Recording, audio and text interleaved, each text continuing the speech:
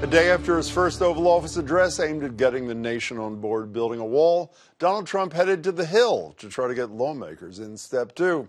But in the end, he walked out of a meeting with Democratic leadership when they once again rejected his demand for $5 billion plus for his wall, tweeting, "Just left a meeting with Chuck and Nancy, a total waste of time. Nancy said no. I said bye-bye. Nothing else works." As for his meeting with his fellow Republicans, Trump's claiming victory there. I would say that we have a very, very unified party. We had a great time, actually. There was no discussion about anything other than solidarity.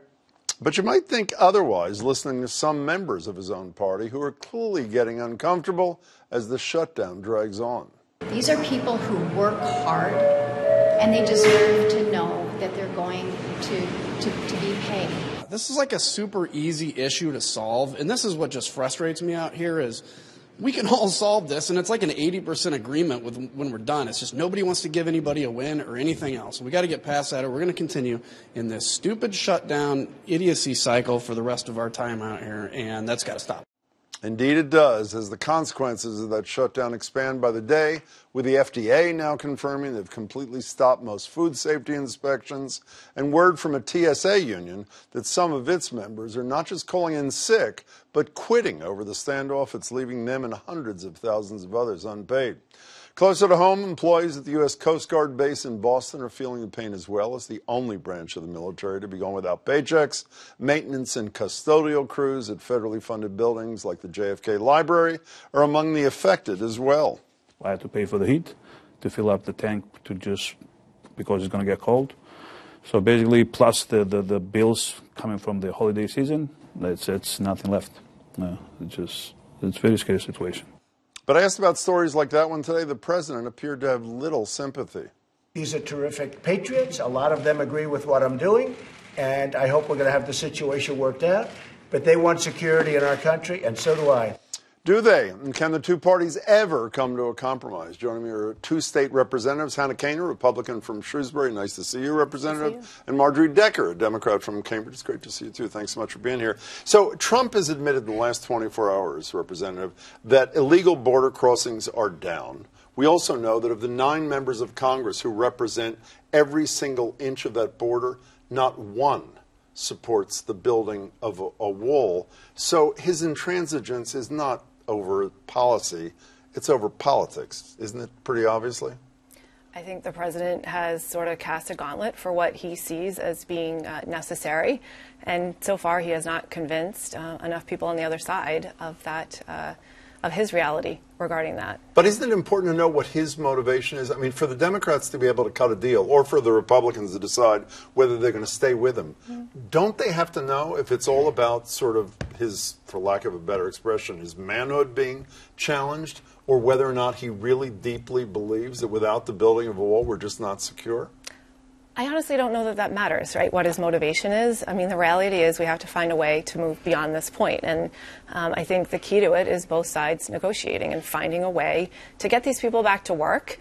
It doesn't do anyone good to not have government working as it should be. So whether or not someone's motivation is any of the reasons you said is really not relevant to the opportunity to get back to work. You know what you just did, the president didn't do in 9 minutes last night? Mention the 800,000 workers who were going without pay. You know, in terms of negotiating a deal, Representative, I've said this almost every night this week, it's a broken record. If it was okay with Schumer and Pelosi a year ago to offer $25 billion, 5 times as much for a wall, in return for which they got a deal on Dreamers that fell apart, right. Why is it not okay to give $5 billion, 1/5 as much, if it puts all these workers that both of you care so much about back at work? Jim, you can't forget that there was a deal. There was a deal that actually impacted the lives of people throughout this country, the Dreamers. He's not looking for a deal. He's actually holding the country hostage. The irony about this idea that this is about a wall, right? Well, what kind of a wall is it about? We're still not sure. Homeland security is important. Well, now Homeland security is not being funded. TSA agents are not being funded. Border security is not being funded. People who are down there at the border, they're not getting paid. So the lack of empathy or concern for those who are supposed to be holding up the security, I mean, but I'm going to go back to this thing. You say, and I think it's true, that Trump agreed to this DACA deal, this Dreamer deal, a year ago, and then Stephen Miller and Jeff Sessions got to him, and he flipped his position. Why don't Pelosi and Schumer stand up and say, we'll sign off on the exact same deal we agreed to, because we care about those almost million dreamers. For those who don't know at home, these kids were brought here by their parents, not on their own volition, but they were brought here, grown up like all of our kids have grown up in this country. Why don't they propose the exact same deal, attach $5 billion to it, and get this thing over with? Because we don't negotiate with hostage takers, Jim. I mean, there was a deal, and it was a bipartisan deal. It was a bipartisan deal that went through. The Democrats signed off on what was essentially a Republican bill, and now what he's doing, that this is hostage taking, and that's not how you do a deal. So what happens the next time? Which could be, tomorrow morning. We don't know with this guy. He's unpredictable. One of the reasons I wanted you both here tonight is because you have to do for a living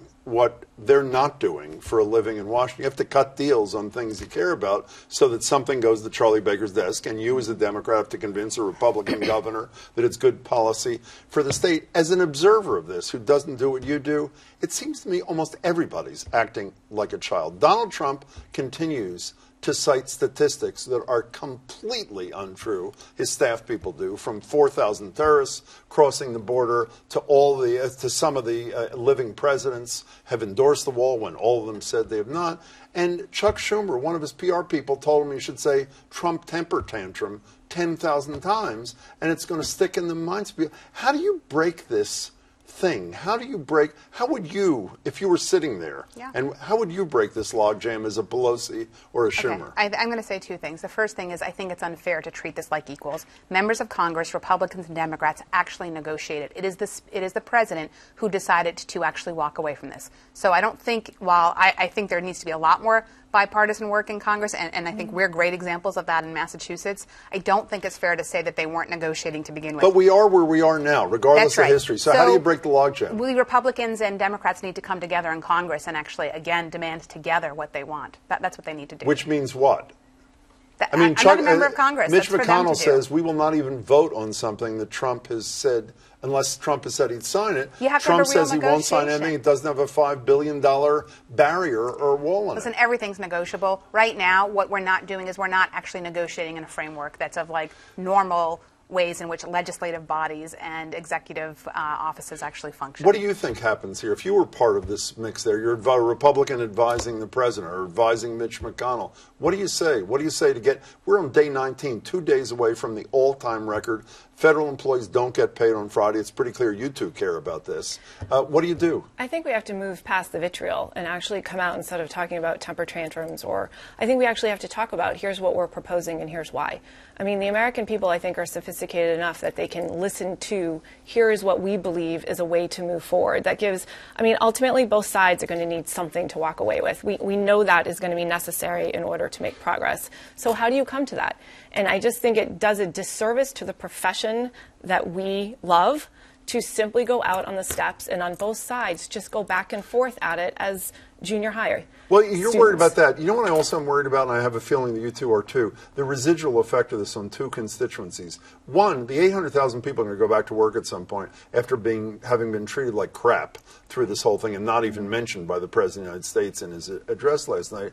And secondly, the American people get even more soured on the ability of the people we elect to be able to perform the most minor functions, namely keeping government running. So how do you deal with both of those after effects here? Because someday it is going to end. Well, I think we're doing it. We're actually modeling what good government looks like and how it works. Here, you mean? Here in Massachusetts. Honestly, I think that's part of the job of state governments right now under this president and this Congress that hasn't figured out how to dance with each other. Have you voted for things that you really weren't crazy about because of what you consider to be a greater good, like you're essentially urging people in Washington to do? Have you done that here? I work on things that I might not start out agreeing with, and then I work really hard to reach out to people who disagree with me and work a way to actually craft a bill that actually speaks to my values. It may not be the perfect. You can't let, what is it? Perfect, don't let the perfect be the enemy of the good, said Barack Obama. That's right. Have you done it as well? Have you voted for you really have? Everyone has to in this position, because the reality is there's very few black and white issues that come before us. I mean, to steal another saying, the majority of what we deal with is many shades of gray. And you have to figure out at what point you're willing to go on an issue. And we do that all day long on many different Absolutely. things. So this is not an uncommon thing to occur in state government. It is the way that you are productive and work together. From your lips to their ears. Nice to see you, Representative. Good to see Pleasure, you, Jim. Representative. Thanks. Good to see Nice you to as see you, well. Jim. Thank you both. Thank you. Appreciate your time.